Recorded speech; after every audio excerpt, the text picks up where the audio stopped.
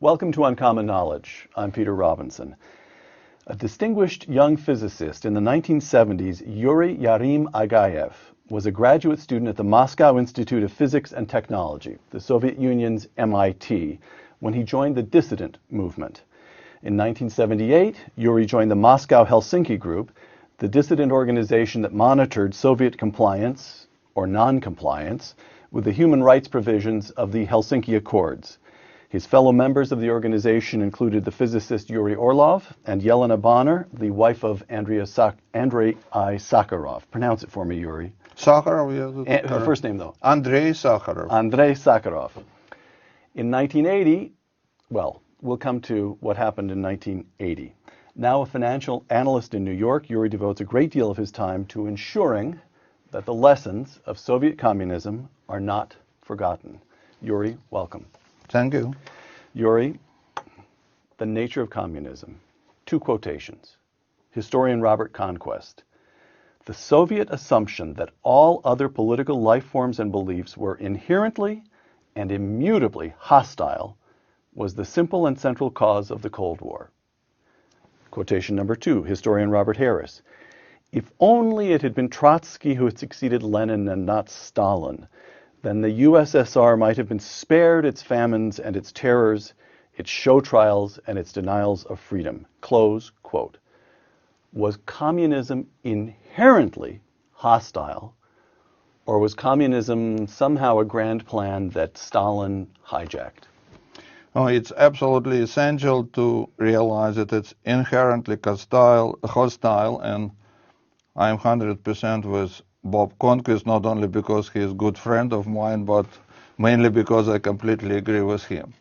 It's, well, there is empirical proof of that. We can look at all communist countries, and they're all the same, in a sense. I mean, in all major features, you wouldn't find much distinction between Soviet communism, Chinese communism, North Korean communism. Whenever communism was established in this world, it repeated all terrible features of communism. Stalin was only in one country, but there were other Ho Chi Minhs, Castros, and Mao Zedong, all the same. It's absolutely predetermined model. Now, one thing we should understand about totalitarian society is that it doesn't give much room for any interpretation. It's pretty much preset. So communism was first defined pretty strictly by Marx, then modified by Lenin, and in that form actually is implemented from one country to another with hardly any variations. So I want to ask about the Russianness of Soviet communism. Daniel Pipes, quote, nowhere in the West has Marxism led to the totalitarian excesses of Leninism, Stalinism. In Russia, Marxism fell on a soil devoid of traditions of self-rule, law, and private property. So Daniel Pipes makes the point, he argues, it runs through all his work, that there's something distinctively Russian about Soviet communism. That Stalin is unthinkable if he hadn't been communist, but also very hard to suppose if he hadn't been drawing on Russian traditions of autocracy and so forth. Does that make sense to you? No, I disagree with Richard Pipes about that. Richard, I'm sorry, I misspoke. That's Richard. His son is Daniel. Sorry. Yeah. Thank you. And I disagree. What I can say that different countries may be susceptible to different extent to communism. So there is greater or lesser chance for communism to conquer this or that country. And say definitely United States or England with their traditions of democracy for many centuries has the strongest immunity to communism. Now, Russia didn't have such a strong immunity, as well as China and some other countries. But it would be illusion to think that if communism takes root in some of the society, it would have more benevolent form than it was in Russia.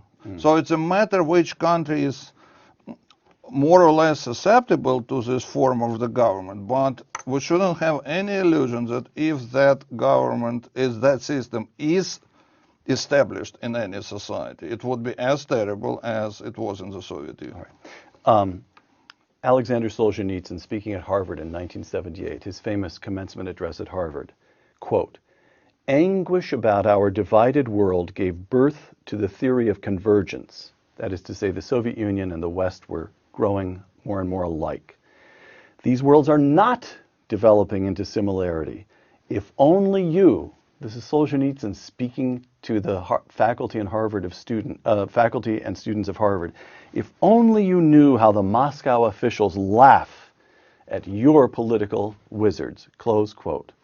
Solzhenitsyn was right? Yes, he was 100% right, and this policy of convergence was pushed by Kremlin, and ironically, I would say it continues after the death of the Soviet communism for some strange reasons, and that's one of the most strange facts to me.